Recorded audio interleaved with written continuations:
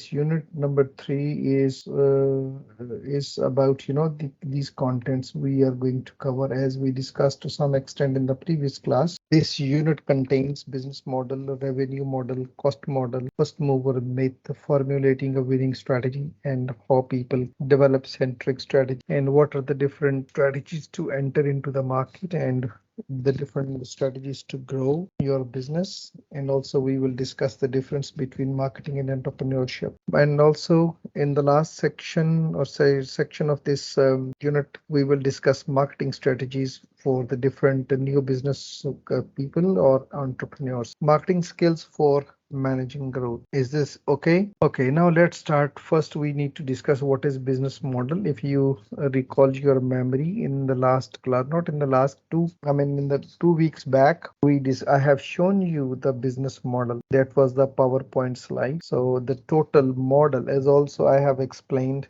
previously regarding the business model. So business model and the developing strategy we can discuss today now. So once identified opportunity, again I have to go back. So any entrepreneurship that starts with a new idea or idea that comes or that can be converted into an opportunity. So once opportunity is identified, once idea has been clicked, the next step is to devise a strategy. So ultimately we have to develop a strategy to pursue that opportunity.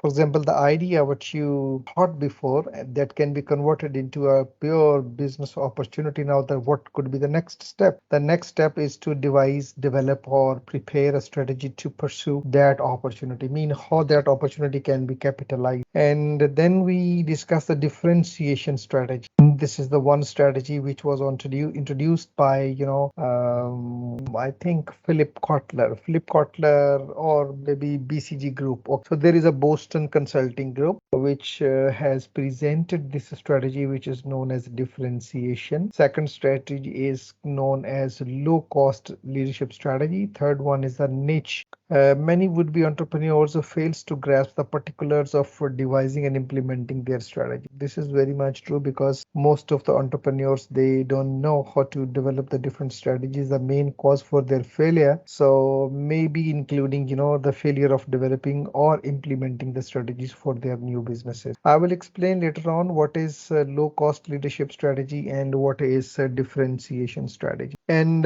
meanwhile, if I talk about like this, okay, so all strategies are driven by the company's business model. Here all strategies are driven by the company's business model. So जो business model होगा उसका action भी उसी के मुताबिक. आपने अगर travel करना है मिसाल के तौर पे गाड़ी पे, तो आपको उसी तरह की तैयारी करनी पड़ेगी. जहाज पे करना है तो उसकी तैयारी उस तरह से करनी पड़ेगी. तो अगर आपने मैन्युफैक्चरिंग का बिजनेस स्टार्ट करना है तो उसकी स्ट्रेटेजी डिफरेंट होगी. अगर सिर्फ सेल्स है या डिस्ट्रीब्यूशन है या मार्केटिंग है, जो भी आपके बिजनेस का मॉडल होगा उसकी स्ट्रेटजी उसी के मुताबिक बनेगी. यूज अ डिफरेंट स्ट्रेटजी और a niche strategy need to understand exactly what the business model is. तो बिजनेस मॉडल के मुताबिक ही आपकी स्ट्रेटजी है वो फाइनल होनी. ओके, तो बिजनेस मॉडल क्या है? A business model is a companies plan, ठीक है, for how it will generate revenues and make a profit. Business model का मतलब ये है कि ये ऐसा एक प्लान है, एक आउटलाइन है, एक स्ट्रक्चर है जिसमें आपको पता चलेगा कि आपने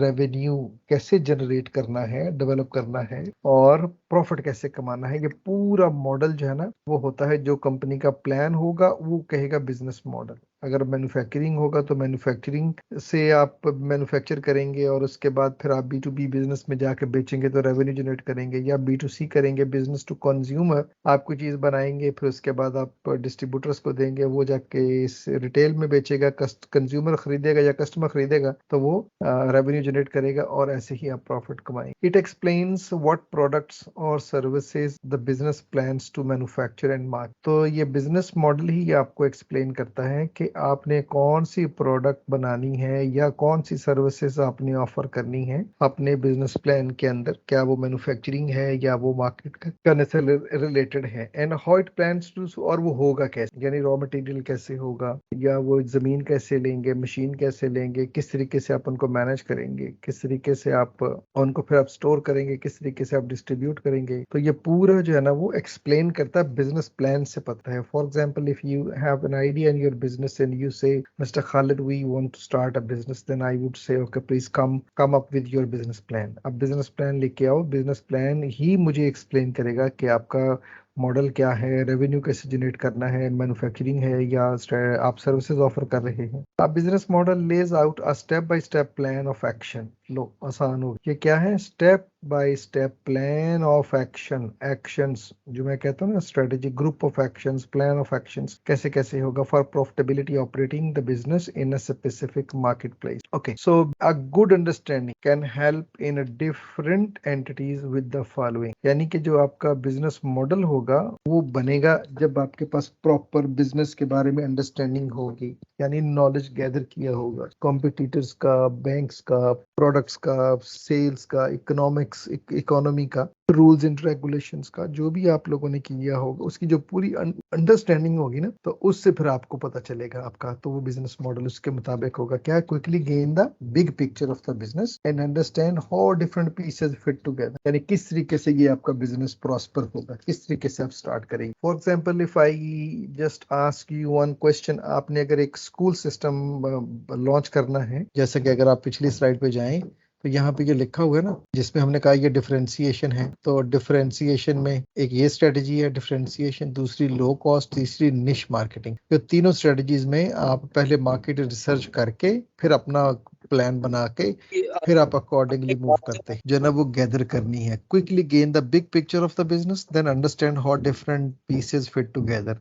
चाहे आप निश मार्केटिंग में, निश स्ट्रेटजी में जाएं, चाहे आप कॉस्ट लीडरशिप में जाएं या आप डिफरेंशिएशन में जाएं, तो उस हर के मुताबिक देखेंगे वो किस तरीके से उस जगह पे वो फिट हो सकती है। Then develop the business model vocabularies, then learn to speak the language of the business model. तो जब आप बिजनेस मॉडल बना रहे होंगे तो बिजनेस मॉडल को बनाते हुए आपने वही वर्ड्स यूज करने हैं, जैसे रेवेन्यू, पैसे कमाना नहीं, रेवेन्यू कितना होगा, उसकी जो है वो इम्प्लीमेंटेशन एक्शंस की कैसे होगी, उसकी मॉनिटरिंग कैसे होगी, तो वो उसी बिजनेस मॉडल के मुताबिक बात करेंगे। एग्जिट स्ट्रेटजी क्या होगी और उसमें फिर अपना जो है वो मार्केट एनालिसिस क्या होगा, कॉम्पिटिटर एनालिसिस क्या होगा। तो ये सब चीजें आपके बिजनेस मॉडल के अंदर टर्मिनोलॉजीज इस्तेमाल करते हुए करेंगे। Then develop a shared understanding, conduct high quality discussions and meetings among interdisciplinary teams. तो फिर इस काम के लिए जो भी आपने डिस्कस की है, जो आपके 4-5 लोग लाइक माइंडेड होंगे, उनके साथ प्रॉपर डिस्कस करें, खोल के रखें, हर एक चीज को properly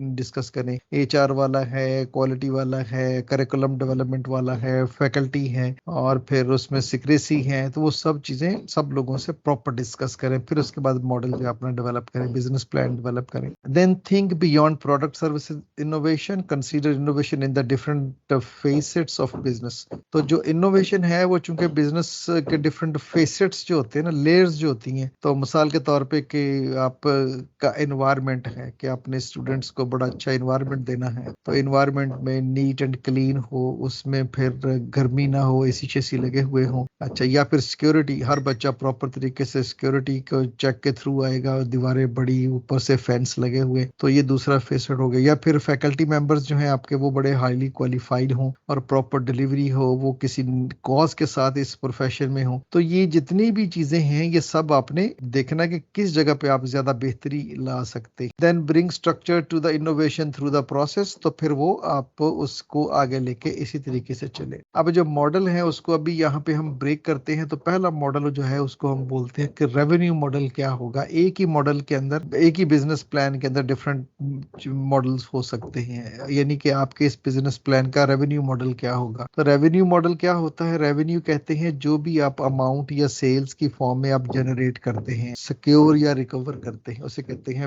revenue. A revenue model is a framework for generating revenues, या a revenue model lays out the process कि वो कौन सा प्रोसेस है जिसके थ्रू जो है वो पैसा बनेगा। तो स्कूल में जो है वो रेवेन्यू मॉडल क्या होगा, यानी वो पेरेंट्स अपने बच्चों को स्कूल की फीस की शक्ल में कितना पैसा देंगे और आप कितने बच्चे आपके पास होने चाहिए, कितनी फीस वो देंगे, तो कितना मंथ में आपका रेवेन्यू जनरेट होगा। तो ये प्रोसेस क्या है, उस प्रोसेस को हम बोल देते हैं रेवेन्यू रेवेन्यू मॉडल या ए फ्रेमवर्क। दूसरा है recurring revenue model. Recurring revenue model is an entrepreneurs dream. ये हर बंदे की ख्वाब होती है कि अगर वो कोई प्रोडक्ट बना रहा है कि मेरे पास ग्राहक जो है ना वो लग जाए, पक्के पक्के ग्राहक लगे। तो एक ऐसा मॉडल जिसमें जो है ना आपको एक रेगुलर बेसिस पे पैसे आने होते हैं। मिसाल के तौर पे कि अगर आप कंप्यूटर बेचते हैं तो कंप्यूटर के एक दफा बिक गया, पैसे आ गए। अब उस जिस बंदे ने कंप्यूटर लिया उसने अगले महीने दोबारा तो नहीं लेना ना, तीसरे महीने या चौथे महीने नहीं लेना। लेकिन जो जो जो जो जो आपका स्कूल सिस्टम है उससे बच्चों ने हर महीने फीस देनी है।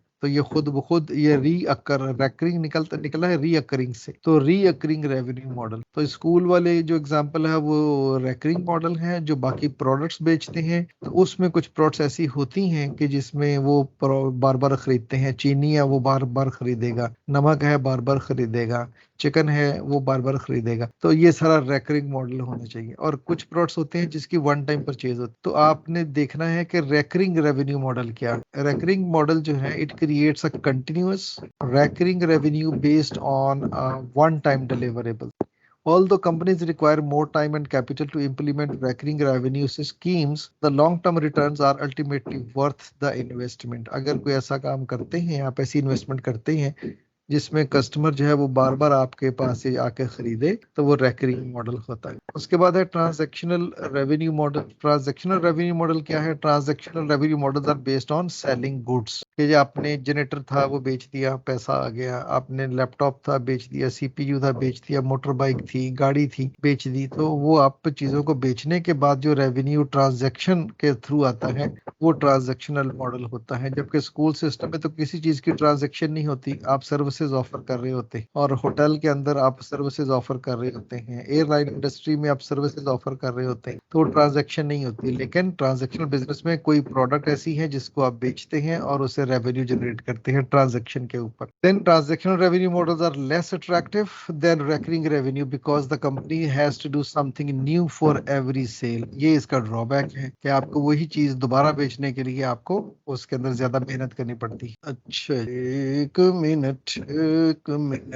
ओके, सो ये हमने 3 मॉडल्स डिस्कस किए। चौथा मॉडल जो है वो प्रोजेक्ट रेवेन्यू मॉडल। आवाज आ रही मेरी आप लोगों को? Yes sir. In a project revenue model, revenue is generated based on successive one time projects. कुछ ऐसे बिजनेसेस होते हैं, ऐसे प्रोजेक्ट्स होते हैं जिसमें प्रोजेक्ट की बेसिस के ऊपर जो है वो आपको प्रॉफिट जो है वो आप अर्न कर, उसमें मनी जो है ना वो जनरेट करते हैं। कोई एक फॉर एग्जांपल कोई प्रोजेक्ट है आपका के ऑफिस का प्रोजेक्ट है, या फिर कोई आपका फॉर एग्जांपल आपका कोई सोसाइटी का कोई प्रोजेक्ट है, या कोई ट्रेनिंग का प्रोजेक्ट है, या कोई बी वैल्यू कोई भी प्रोजेक्ट एक हो सकता है, उसके बाद आपको पैसे मिलेंगे। आमतौर पे ये गवर्नमेंट ऑर्गेनाइजेशंस में ज्यादा प्रोफाउंड होता है कि आपने कहा जी हमने फॉर एग्जांपल 600 लोगों को हमने ट्रेनिंग्स डिलीवर करनी है, तो ये 6 महीने का प्रोजेक्ट है। तो 6 महीने तक आप ट्रेनिंग करते रहेंगे, उस प्रोजेक्ट के बाद जितने पैसे मिलेंगे आपको वो आपका प्रोजेक्ट रेवेन्यू कहलाएगा। तो यानी ये उसके बाद service revenue model. The service revenue model essentially sells time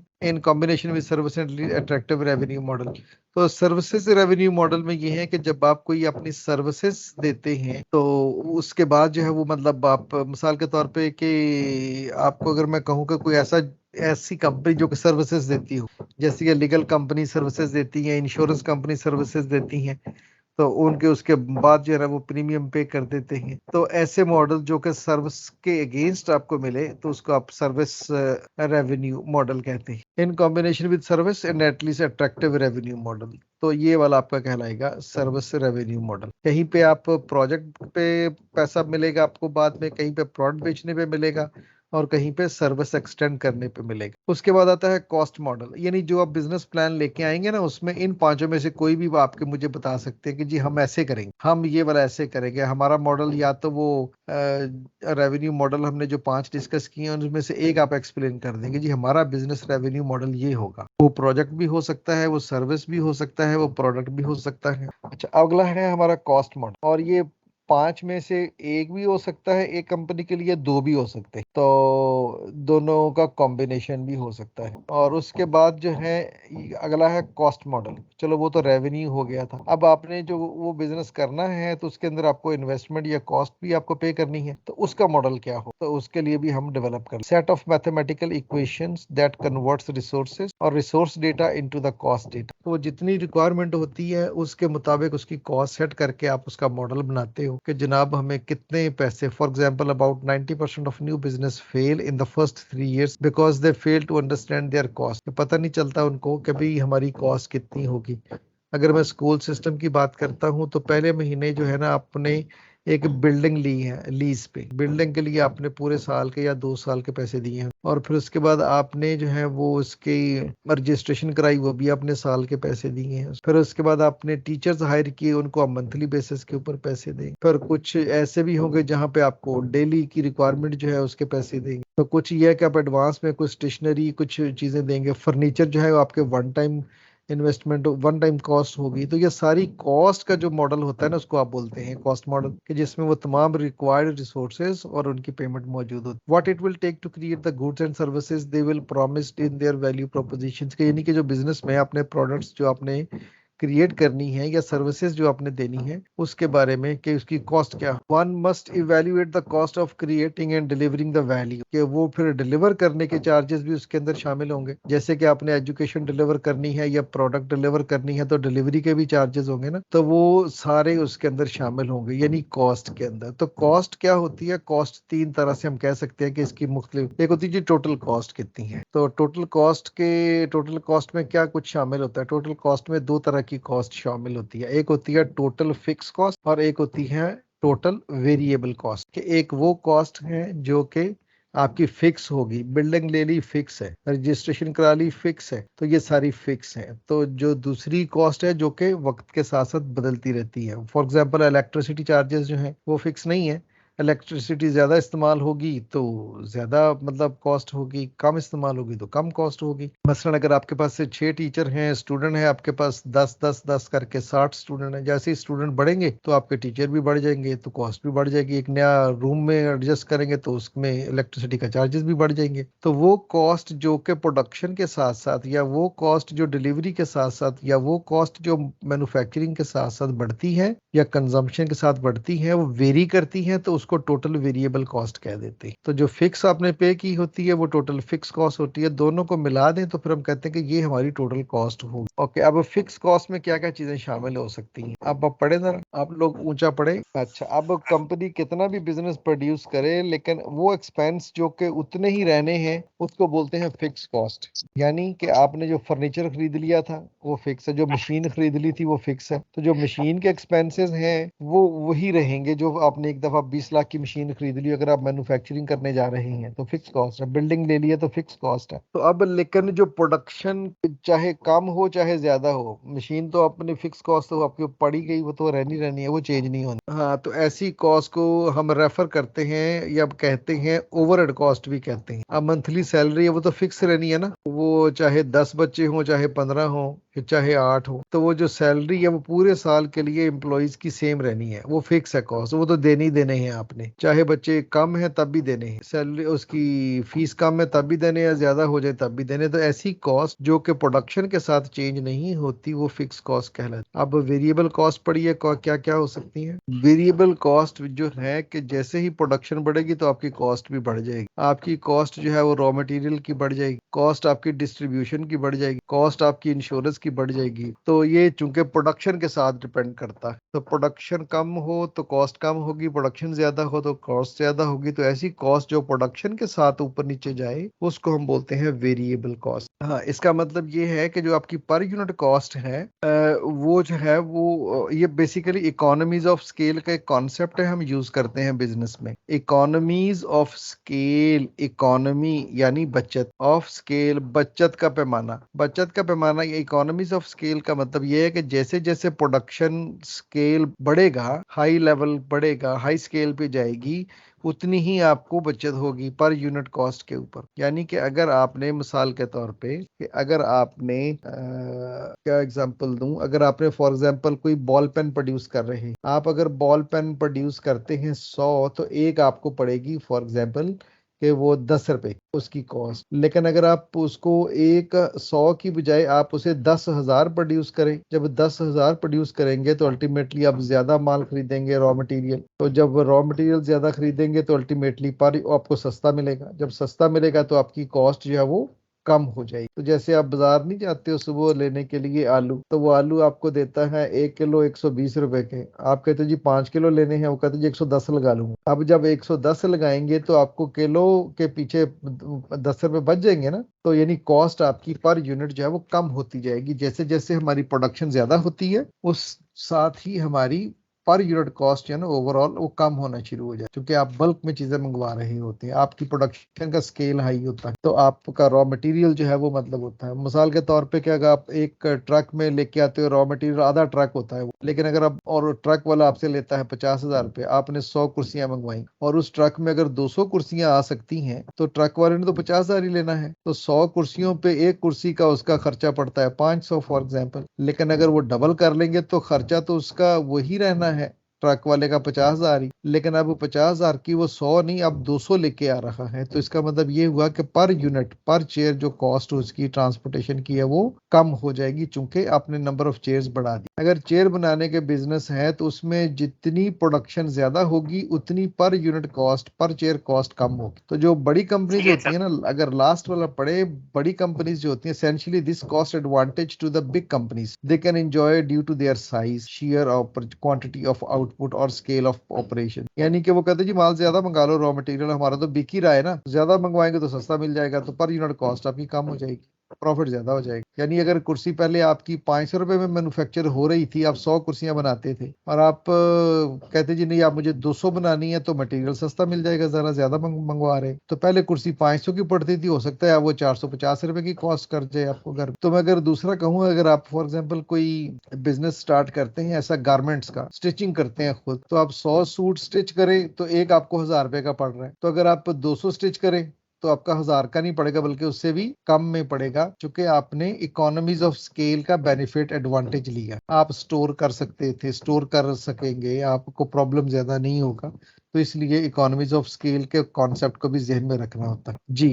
अगला है मिथ जो हमने कहा था, first mover myth. First mover myth क्या है? फर्स्ट मूवर यानी कि किसी भी बिजनेस में जो सबसे पहले एंटर हो गया उसको एडवांटेज मिलेगा, क्योंकि उससे पहले अगर कोई नहीं है तो आप जो है वो आएंगे तो लोग आपको पहचानेंगे, यार ये कौन है, ये क्या लेके आ रहे हैं, क्या बेच रहे हैं, क्या प्रोडक्ट्स इनके पास हैं। तो वो first mover is the term that explains a certain competitive advantage. जैसे हम कहते हैं ना कि जी हम इस बिजनेस में लीडर हैं, जैसे फॉर एग्जांपल सेलुलर इंडस्ट्री में सबसे पहले कौन सी कंपनी आई थी? सेलुलर इंडस्ट्री में सबसे पहली कंपनी कौन सी थी? अच्छा, पहले जो सबसे कंपनी पाकिस्तान में आई थी उसका नाम था इंस्टाफोन। फोन जो मोबाइल फोन की बात कर रहा हूँ ना, मोबाइल सर्विसेज की बात करता हूँ, सेलुलर इंडस्ट्री की बात कर रहा हूँ ना, तो उनका मोबाइल फोन था, उसका नाम था इंस्टाफोन, कंपनी का नाम था। तो इंस्टाफोन में जो है वो सिम नहीं डलती थी, वो फोन जो है वो कंपनी अपने पास से ही उसको सेट करके देती और उससे लोग उसको इस्तेमाल करते थे। फिर उसके कुछ सालों के बाद जो एक कंपनी आई उसका नाम था मोबिलिंक। तो मोबिलिंक ने ये सिम वाले फोन इंट्रोड्यूस करवा दिए। पहले वालों का सिस्टम कुछ और था, इनका सिस्टम कुछ और था, तो इन्होंने सिम वाले फोन जो है इंट्रोड्यूस करवाए मोबिलिंक। मोबिलिंक के बाद फिर आई थी यूफोन, यूफोन के फिर बाद आई थी ये वाली आपकी जो जोंग है या वारिद है, ये बाद में आई है। फिर तो अब जो सबसे पहले कंपनी आई थी वो तो कहता है ना मोबिलिंक वाली, जी हम पाकिस्तान में सबसे पहले आए, हमें पता है कि भी क्या होता है ये सेलुलर कंपनी क्या होती है, काम कैसे होता है। तो इसको फर्स्ट जो पहले मूव कर गया, जो पहले बिजनेस में आ गया, वो उसको एक एडवांटेज जरूर मिलता है कि यार ये किसने इंट्रोड्यूस करवाया। जैसे फॉर एग्जांपल कि आपको अभी 3 कंपनीज कहते हैं ना, उबर, क्रीम, इन ड्राइवर। तो अब उबर क्रीम इन ड्राइवर में पाकिस्तान में सबसे पहले कौन आया था? हाँ, अब जिसने भी लॉन्च किया था सबसे पहले, वो उसको एक एडवांटेज तो होता है ना उस कंपनी को, जो सबसे पहले काम शुरू करे, तो फिर लोगों के मुंह पे नाम चढ़ जाता है वही वाला, और उसका एक एडवांटेज होता है दूसरों पे, जी सबसे पहले वो, जी वो बहुत पुराने बैठे हुए हैं, कहते हैं ना जी वो तो बहुत पुराने हैं ये, यानी कि उनका ज्यादा नॉलेज है, ज्यादा अच्छी प्रोडक्ट है, ज्यादा क्वालिटी होगी, तो ज्यादा रिलायबल होगा। तो ये फर्स्ट मूवर की मिथ है। मिथ कहते हैं कि मतलब लोगों के दिमागों में या लोगों के जो बातों में कोई बात हो ना कि यार वो कंपनी अच्छी, क्योंकि वो पुरानी है, वो बहुत पुराना काम कर रहे हैं, तो ये वो सबसे पहले वो आए थे। तो ये जो कंसेप्शन है ना, ये परसेप्शन जो है फर्स्ट मूवर की, इसका भी ये कहते हैं कि किसी न किसी हद तक एडवांटेज होता है। हमने डिस्कस किया, पहले मॉडल्स की बात कर ली, मॉडल्स की बात करने के बाद हमने इकोनॉमीज ऑफ स्केल और फर्स्ट मूवर मिथ को डिस्कस किया, और मॉडल में हमने cost model, revenue model, service model जो है वो डिस्कस किए। अब हम बिजनेस की स्ट्रेटेजी की बात करते हैं। द फर्म्स वर्किंग प्लान, वो ओवरऑल प्लान था, अब जरा नैरो डाउन कर रहे हैं। वर्किंग प्लान क्या हो? Working plan for achieving it's vision, prioritising objectives, यानी कि जो आपने बिजनेस स्टार्ट करने के लिए सोच लिया, मुझे 5 साल बाद कहाँ जाना है, मैन्युफैक्चरिंग होगी, मेरे पैसे इस तरीके से, रेवेन्यू इतना होगा, इतना मेरा वो ब्रेक इवन पे जाएगा, तो ये सारा का जो वर्किंग प्लान है उसको हम बिजनेस स्ट्रेटेजी बोलते हैं। तो बिजनेस स्ट्रेटेजी क्या है? Strategy is the direction and the scope of organization over the long term, यानी वो जो प्लान ऑफ एक्शन है, वो पहले साल क्या होगा, दूसरे साल क्या होगा, तीसरे साल क्या होगा, तब वो पूरा प्लान बना के हम जब डेवलप करते हैं तो उसको हम बोलते हैं ये हमारी बिजनेस स्ट्रेटेजी है लॉन्ग टर्म के लिए, which achieves advantage for the organization through its configuration of resources within the challenging environment to meet the needs of markets and to fulfil stakeholder expectations, यानी कि हम अपने stake holders की जो expectations हैं उनको किस तरीके से पूरा करेंगे। अब कस्टमर जो है वो भी एक स्टेक होल्डर है। कस्टमर क्या एक्सपेक्ट करता है कि हमें अच्छी प्रोडक्ट मिले, क्वालिटी वाली प्रोडक्ट मिले, इन टाइम प्रोडक्ट मिले, कम पैसों में प्रोडक्ट मिले, उसकी ये 4 एक्सपेक्टेशंस हैं। तो वो किस तरह से कंपनी पूरी करेगी, यानी कैसे वो प्रोडक्ट मैन्युफैक्चर करेगी, क्या उसकी प्राइस, कैसे प्राइस रखेगी अकॉर्डिंग। ऐसे ही फिर जो एम्प्लॉइज हैं उनकी भी एक्सपेक्टेशंस होती हैं कि हमें जो है ना safe and sound work, health safety से रिलेटेड एनवायरनमेंट मिले, और दूसरा हमें जो है वो इस कंपनी में ग्रो करने के लिए ऑप्शन मिले, तो ये उसकी एक्सपेक्टेशंस होती हैं। उसके बाद फिर रिकॉग्निशन, प्रमोशन, सैलरी इंक्रीज मिले, तो उसकी एक्सपेक्टेशंस कैसे पूरी होती रहेंगी, उसके लिए भी आप प्लान बनाते हैं, तो वो भी बिजनेस स्ट्रेटेजी का हिस्सा होता है। तो ये सारी चीजें जो अपने रिसोर्सेज को करने होते हैं, वो सिर्फ और सिर्फ एक्सपेक्टेशंस जो कि स्टेक होल्डर्स की होती हैं उनको फुलफिल करने के लिए होता है। अब बिजनेस स्ट्रेटेजी से पता क्या चलता है? अब मैंने जो रेड किए हुए हैं ना, उससे आपको पता चल जाएगा। बिजनेस स्ट्रेटेजी से पता चलता है कि कंपनी की डायरेक्शन क्या है। जब बिजनेस प्लान में बिजनेस स्ट्रेटेजी लिखा होगा, उसको पढ़े तो पता चल जाएगा कि कंपनी लॉन्ग टर्म में क्या अचीव करना चाह रही है, यानी कि किस डायरेक्शन में जा रही है। दूसरा, फिर उस बिजनेस क्या की मार्केट्स कौन कौन सी हैं और उसका स्कोप क्या है, किस हद तक जो है वो मार्केट ग्रो कर सकती है, पर जा सकती है। तीसरा ये होता है बिजनेस स्ट्रेटेजी का कि आपको जो कंपटीशन है उसको कैसे कंट्रोल करना है, या क्या एडवांटेज उनके ऊपर आपने गेन करना है, वो आपको बिजनेस स्ट्रेटेजी डेवलप करेंगे तो आपको अंदाजा हो जाए। और रिसोर्सेज क्या होते हैं जिनको इंटीग्रेट करना होता है, इसको रिसोर्सेज आपके स्किल से रिलेटेड हो सकते हैं, assets, finances, relationships, technical competence, facilities required to compete, कि आपको अपने कंपटीशन के साथ compete करने के लिए, मुकाबला करने के लिए रिसोर्सेज जो है आपको कौन कौन से चाहिए। क्योंकि जो भी बिजनेस स्टार्ट करेंगे पॉसिबल है कि उसके ऑलरेडी कॉम्पिटिटर्स मौजूद हों, और जो कॉम्पिटिटर्स है ना वो मेरे ख्याल में 2 तरह के होते हैं। एक डायरेक्ट कंपटीशन होता है, एक इनडायरेक्ट कंपटीशन होता है। मसलन कि अगर आपकी कंपनी जनरेटर बनाती है तो आपका कॉम्पिटिटर कौन होगा? डायरेक्ट वो होगा जो कि वो भी उसी तरह की जनरेटर बना रहा है, वो उसका डायरेक्ट कॉम्पिटिटर। मसलन अगर आप पेट्रोल वाले जनरेटर बना रहे हैं और दूसरी कंपनी जो है कंपटीशन में वो भी पेट्रोल के जनरेटर बना रही है, तो वो डायरेक्ट कंपटीशन। लेकिन अगर कोई आप पेट्रोल वाले जनरेटर्स मैन्युफैक्चर कर रहे हो, दूसरी कंपनी गैस वाले कर रहे हैं, वो भी इनडायरेक्टली जो है वो कंपटीशन में है। और ये फिर ऐसे ही सोलर पैनल सिस्टम और फिर ऐसे ही यूपीएस, ये सारे इनडायरेक्ट कंपटीशन में, क्योंकि ये कस्टमर को ऑल्टरनेटिव सोल्यूशन दे। तो जो कंपटीशन कंपटीशन है उसको किस तरीके से आपने कॉम्पीट करना है, तो वो आपने सारा बिजनेस स्ट्रेटेजी से पता चल जाएगा। बिजनेस स्ट्रेटेजी के अंदर लिखा होगा what external environment factors affect the business ability to compete. फिर उसके बाद जो है ना एनवायरमेंट जो है आपके बिजनेस को अफेक्ट कर सकता है। फॉर एग्जाम्पल गवर्नमेंट कर सकती है, इकोनॉमिक सिचुएशन कर सकती है, वेदर कर सकता है, पॉलिटिकल अनस्टेबिलिटी कर सकती है। तो वो भी आपने पूरा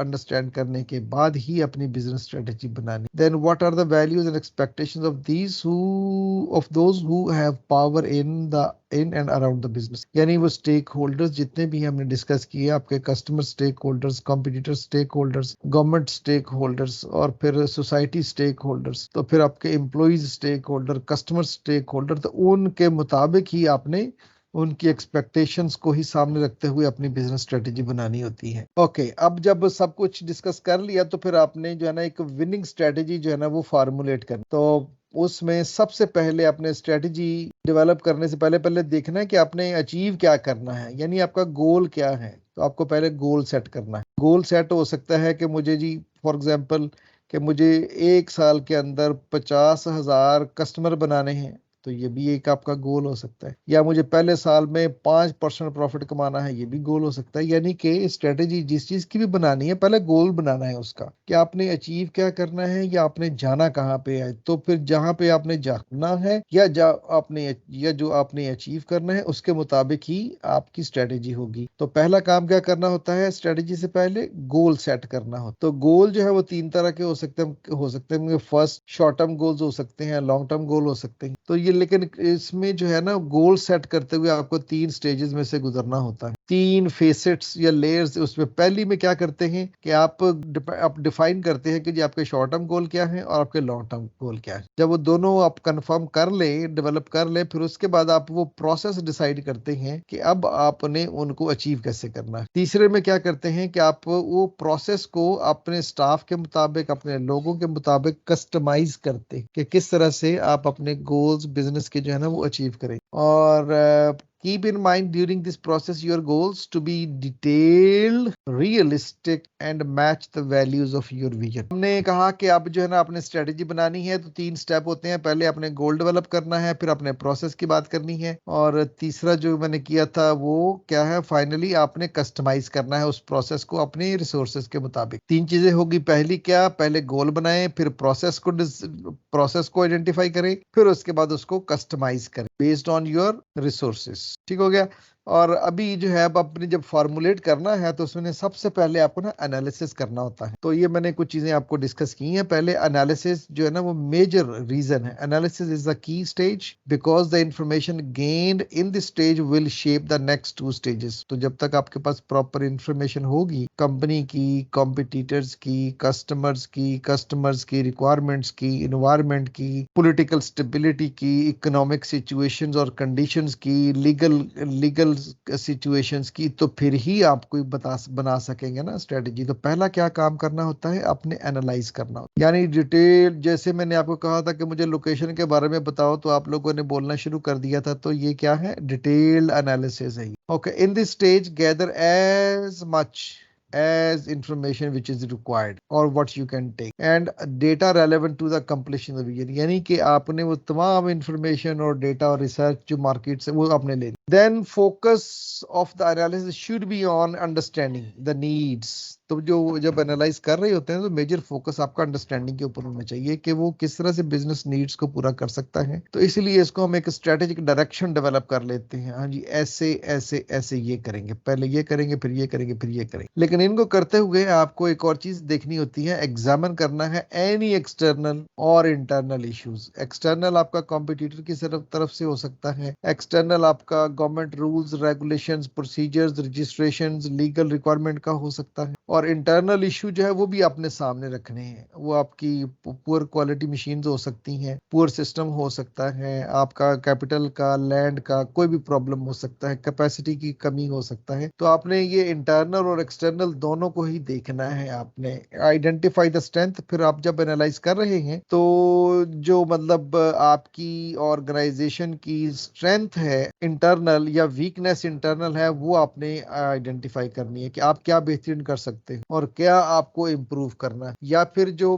आपको एक्सटर्नल है वो आपने उसमें भी दो चीजें देखनी होती हैं कि आपको क्या क्या थ्रेट्स हो सकते हैं। थ्रेट्स हमेशा बाहर से होते हैं और अपॉर्चुनिटीज वो भी बाहर से होती हैं कि आपको क्या क्या अपॉर्चुनिटीज अवेलेबल। मसलन अगर आप कोई आप टेक्निकल बिजनेस स्टार्ट करना चाह रहे हो, सॉफ्टवेयर का, कंप्यूटर का, कोई टेक्नोलॉजी का, तो और अगर आपको पता चले कि यार यहाँ पे तो गवर्नमेंट ने टैक्स की छूट दी हुई है इस इंडस्ट्री को, तो अब ये अपॉर्चुनिटी है कि आप यहाँ पे अपने पैर जमा सकते हैं क्योंकि आपको ज्यादा टैक्स पे नहीं करना पड़ेगा। तो ये क्या है, ये अपॉर्चुनिटी। और थ्रेट क्या हो सकता है कि गवर्नमेंट जो है वो खाम खा के कोई टैक्सेस, कोई ड्यूटीज ना लगा दे, तो ये भी आपने एनालाइज करना होता है। तो ये थ्रेट्स होते हैं। या वो जो प्रोडक्ट आप बना रहे हैं वो कोई दूसरी कंपनी ना ले आए, वो भी थ्रेट होता है कॉम्पिटिटर की तरफ से, या उससे अच्छी ना कोई ले आए। तो ऐसे ही आपने जब कोई भी फॉर्मुलेट करनी है स्ट्रेटेजी, तो आपने सबसे पहले एनालाइज करना है। एनालाइज करने के लिए पहले इंफॉर्मेशन गैदर करनी है। इंफॉर्मेशन गैदर करने के बाद आपने इंटरनल एंड एक्सटर्नल एनालिसिस करना है। जो इंटरनल एनालिसिस है उसमें आपने स्ट्रेंथ और वीकनेसेस आइडेंटिफाई करनी है, और जो एक्सटर्नल एनालिसिस है उसमें थ्रेट्स एंड अपॉर्चुनिटीज को आइडेंटिफाई करना होता है। तो ये सारा स्ट्रेटेजी फॉर्मुलेशन से पहले का काम होता है। So the first step in forming a strategy is to review the information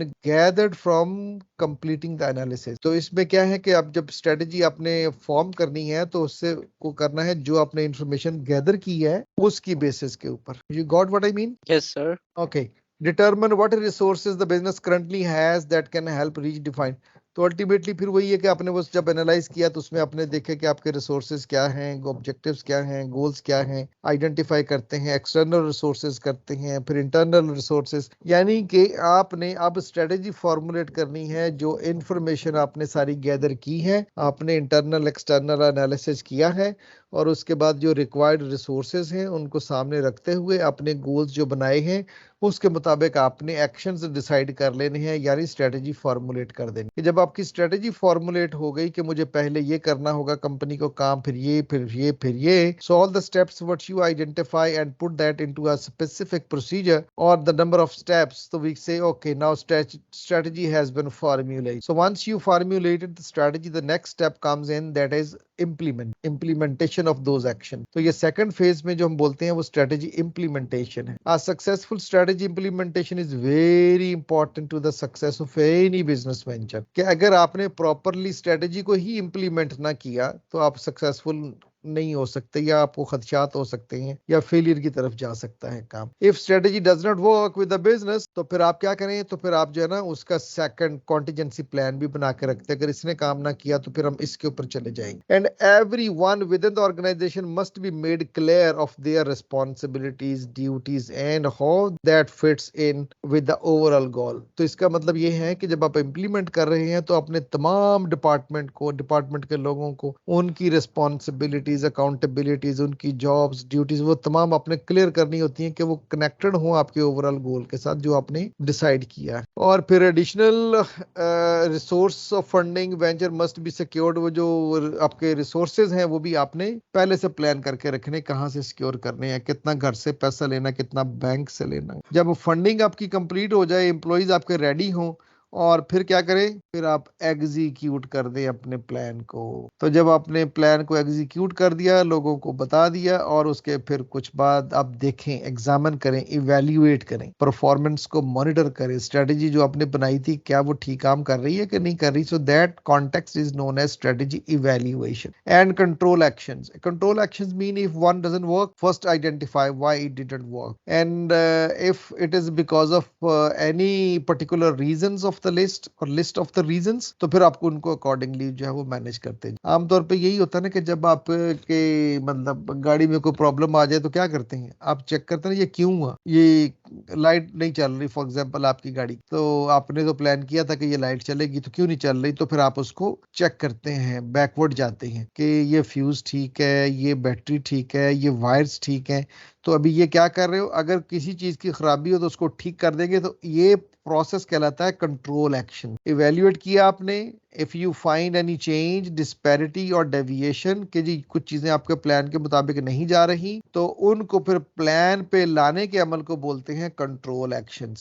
समझ में आ गया कि नहीं आया? और ये कैसे मुमकिन होगा, ये परफॉर्मेंस को मेजर करेंगे तब पता चलेगा, कंसिस्टेंटली रिव्यू करते रहेंगे दोनों इश्यूज को, इंटरनल और एक्सटर्नल दोनों को, यानी अपॉर्चुनिटीज और थ्रेट्स को, स्ट्रेंथ्स को और वीकनेसेस। ओके आपने क्या किया, पहले उसको इवेल्युएट मेजर किया, फिर इवेल्युएट किया, फिर कंपेयर किया, फिर डेविएशन को आइडेंटिफाई किया, फिर करेक्टिव एक्शंस लिए, फिर दोबारा से इंप्लीमेंट कर दिया। तो ये पूरा प्रोसेस इस तरीके से होता है। If you determine that the strategy is not moving companies forward, आपको जैसे मैंने कहा कि अगर पता चले कि ये कंपनी इस स्ट्रेटजी की वजह से ऊपर नहीं जा रही, तो फिर क्या करें, take corrective action. If those actions are not successful then repeat the strategic manage process. तो अगर वो फिर भी काम ना करे, फिर सर जोड़ के बैठ जाएं, फिर दोबारा से अपनी स्ट्रेटेजी को develop. Because internal and external issues are constantly evolving, चूंकि ये जितने भी आपकी इंटरनल स्ट्रेंथ्स हों या वीकनेसेस हों या एक्सटर्नली अपॉर्चुनिटीज या थ्रेट्स हों,